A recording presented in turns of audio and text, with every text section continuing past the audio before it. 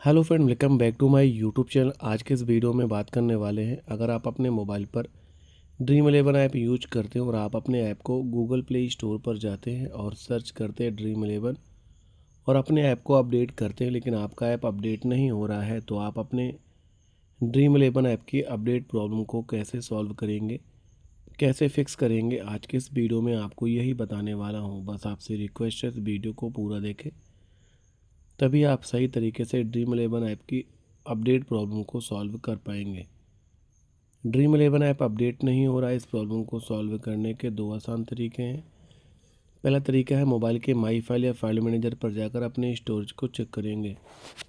कभी कभी storage full होने की वजह से आपके फ़ोन पर कोई भी ऐप अपडेट या डाउनलोड नहीं होते हैं। दूसरा तरीका है, प्ले स्टोर ऐप के ऊपर लॉन्ग प्रेस करेंगे, मोर फीचर में क्लिक करके ऐप इन्फो में क्लिक करेंगे, स्टोरेज यूजर्स में क्लिक करके कैचे क्लियर करेंगे, फोर्स स्टॉप में क्लिक करके फोर्स स्टॉप करेंगे। इतना करने के बाद फ़ोन को रिस्टार्ट करेंगे, प्ले स्टोर पर जाकर अपडेट करेंगे, आपका ऐप अपडेट हो जाएगा।